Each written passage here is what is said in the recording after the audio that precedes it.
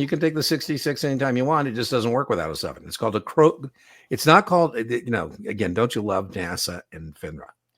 It's not a prerequisite, BK. It's a co-requisite. What does that mean in plain English?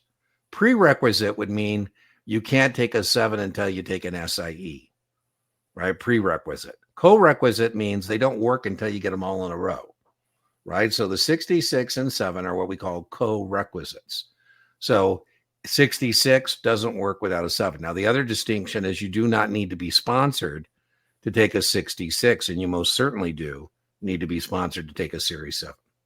Do we typically recommend taking a 66 before the 7? No. No, you don't typically recommend. I don't know why people want to just do things to be different. I mean, it cracks me up. It reminds me of I'm trying to get rid of the banner I think I had there. It cracks me up how many people just want to be different, which is just, Brian, there are people. Here's my other one I just think is stupid.